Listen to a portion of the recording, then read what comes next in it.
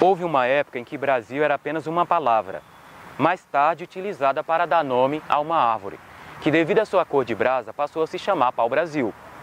Aquela época já era utilizada para tinturaria nas fábricas de tecido da Itália. E como por aqui esta árvore era não apenas comum, mas também abundante, prevaleceu como referência na discussão em torno do nome a ser dado ao novo país, recém-descoberto e colonizado pelos portugueses, que oficializaram seu nome Brasil. Porém, existem outras versões para este nome. Uma delas é a do filósofo Adelino José da Silva Azevedo. Segundo ele, esta palavra é de procedência celta. Celta, por sua vez, é uma lenda que fala de uma terra de delícias vista entre nuvens. Aliás, este foi o pensamento dos descobridores, que pensaram ter encontrado no meio do oceano uma ilha, quando, na verdade, tratava-se de uma imensa área tamanho continente. Com apenas poucas palavras, já não é mais possível dizer tudo ao nosso respeito. E para quem nos vê de fora, somos um país, tamanho continente, com mais de 207 milhões de habitantes. A nona economia do planeta, temos a maior floresta, que é conhecida como o pulmão do mundo, a maior diversidade biológica do planeta e diferentes ecossistemas. É aqui também que está a maior reserva de água doce do planeta. Estamos entre os 5 maiores países na produção de alimentos.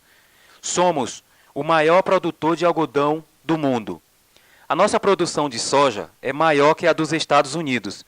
Temos técnicas de produção sustentável com plantio direto e integrado entre lavoura, pecuária e floresta, com a projeção de que ultrapassaremos o Japão em 2050, nos tornando assim a 4ª maior economia do mundo.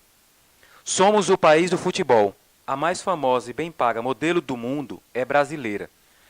Inventamos o avião e temos a maior festa de carnaval do mundo. Somos uma nação, pois temos a área territorial e uma Constituição com um conjunto de normas, direitos, deveres, funções e princípios dos cidadãos, autoridades, inclusive do presidente da República, chefe do Executivo e de Estado, que, depois de eleito, pode nomear e exonerar ministro de Estado para auxiliá-lo nas tarefas de comandar a política econômica e outras atividades. Senhor José Antônio, o senhor está contente com o Brasil? Com o Brasil em si, a situação política, econômica, não. A insegurança também não. A gente está carente, está perdendo a essência do Brasil. As autoridades, o poder constituído no Brasil, o senhor acredita que ele realmente está cumprindo o seu papel? Se depender do que eu penso, não. Eu acho que deveria ser o Congresso, que é a base, né? Precisava fazer o trabalho dele, né? Depois o Supremo. Nós temos um cara que é super competente e temos um monte de gente que é ineficiente. Ainda tem falta de transparência. E a sociedade? Qual que o senhor acha o papel da sociedade em si? O cidadão comum.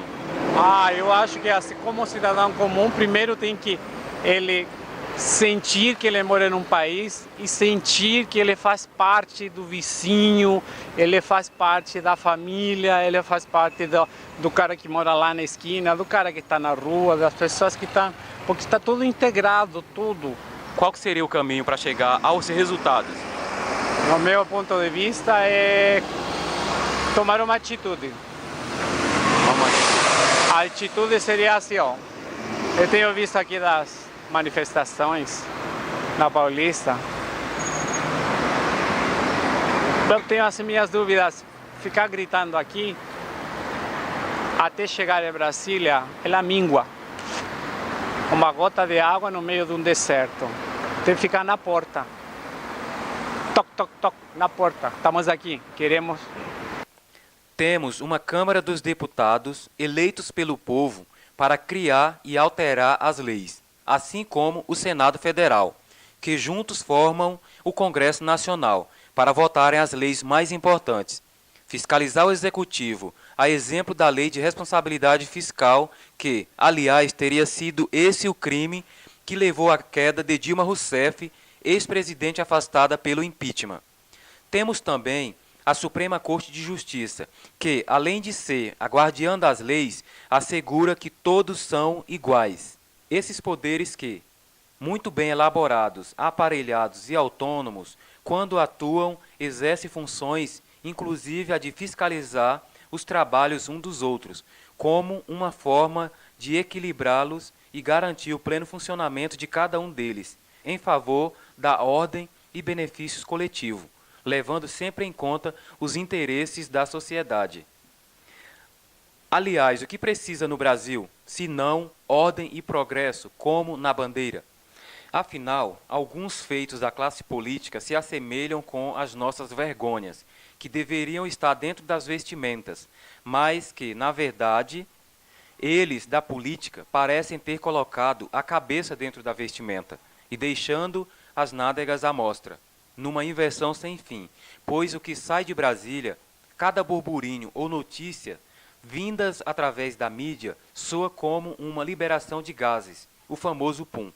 Não seria hora desse povo se cansar de carregar dentro de si excrementos que já deveriam ter sido expelidos como nas necessidades fisiológicas humanas, que as expulsem antes que causem prejuízos, deficiência e limitações, ou outra coisa maior, como a morte.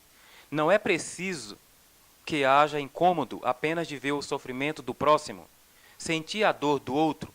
O grito deve ser um só, mas de um coletivo. A urna do voto deverá funcionar como um botão de descarga da privada, que, ao ser apertado, manda embora tudo que faz mal, através da não eleição daqueles políticos que estão sempre nas páginas policiais da mídia, por escândalos de corrupção, como enriquecimento ilícito. O Brasil é um país cheio de potencialidades em todas as áreas. Rico em recursos minerais e naturais, possui uma diversidade étnica e social admirável. Portanto, é um país que tem tudo para dar certo, mas precisa mudar, e a partir da sua essência. Para ser um país de sucesso, precisa trocar sua mentalidade em relação à perspectiva e à esperança, que precisa estar em alta.